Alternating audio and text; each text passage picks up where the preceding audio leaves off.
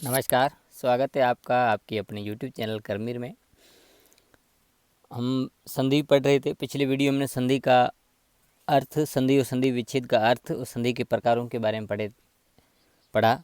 संधि के जो 3 प्रकार हैं, संधि को 3 प्रकारों में बांटा गया है: स्वर संधि, व्यंजन संधि, विसर्ग संधि।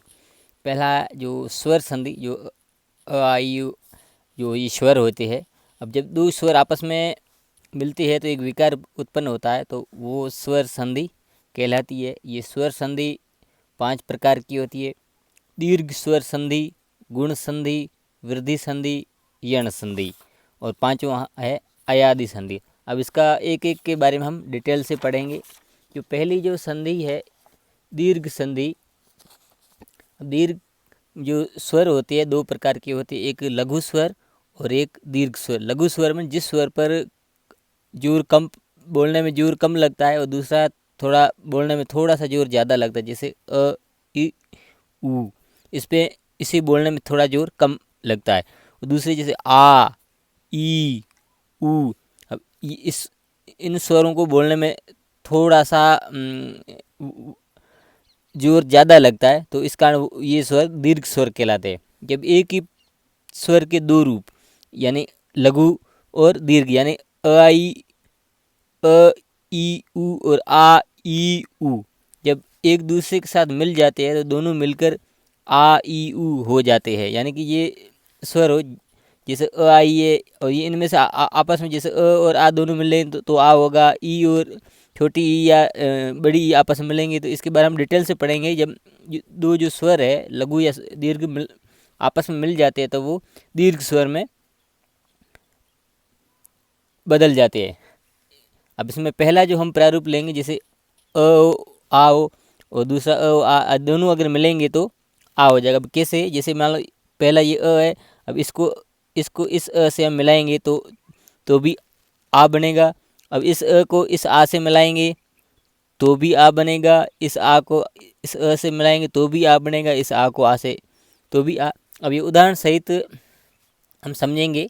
जैसे अ और दोनों मिलके आ बनेगा। अब कैसे? जैसे 2 शब्द है, अब इसका युग, इसका अंतिम अक्षर और दूसरी का पहला अक्षर, अब इसमें युग में अ आ रहा है और इसमें भी अब दोनों मिलेंगे तो आ में परिवर्तित हो जाएगी। जिसे युग, धन अंतर, युगांतर, जन, धन, अर्दन, जनार्दन, अन्न, धन, अभाव, अनाभाव, उप, धन, अध्याय, उपाध्याय, सर्व, धन, अंगीण, सर्वांगीण, सधन, अवधान, तो ये सावधान हो जाएगा। यानी ये इसमें अ की ध्वनि निकले, इसमें भी तो ये आ में परिवर्तित हो जाएगा। मुर, धन, अरी, मुरारी, यानी ये आपस में अ की मिलके आ हो जाएगा। राम, धन, अनुज, रामानुज, गीत, धन, अंजलि, गीतांजलि, क्वेथन, धन, अंक, क्वेथनांक। अब दूसरा रूप लेंगे हम, अ और ये आ मिलके आ बनेगा। अ, धन, आ, तो ये पहला है भोजन, आलय। इसमें अ की ध्वनि निकली, उसमें आ की, तो दोनों मिलके आ बन जाए तो ये ना बन जाएगा, यानी भोजनालय।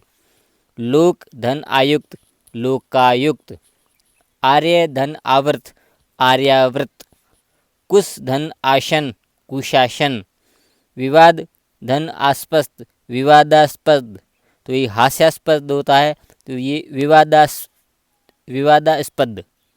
स्थान, आपन्न, स्थानापन्न, छात्र, धन, आवास, छात्रावास, जन, धन, आदेश, जनादेश। और तीसरा है जैसे आ में, ये आ और अ दोनों आ मिलेगा, तो ये आ, धन, आ।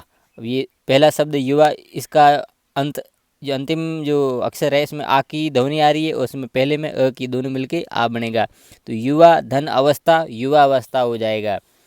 सुधा, धन, अंशु, सुधांशु, सुधा मल अमृत, अंशु मल किरण, तो उसका जो संधि रूप है वो सुधांशु हो जाएगा, जिसका अर्थ चंद्रमा होता है। निशा, धन, अंत, निशांत, श्रद्धा, धन, अंजलि, श्रद्धांजलि, ब्रह्मा, धन, अंड, ब्रह्मांड, रचना, धन अवली रचनावली। दीक्षा धन अंत दीक्षांत। विद्या धन अर्जन विद्यार्जन।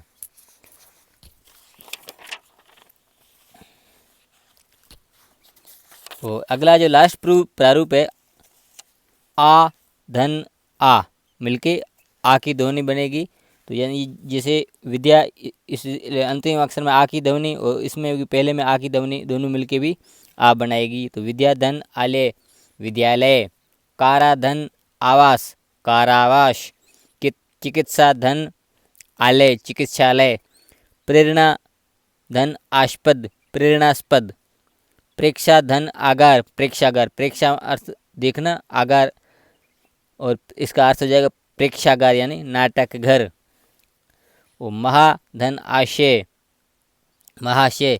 श्रद्धा धन आलू श्रद्धालु।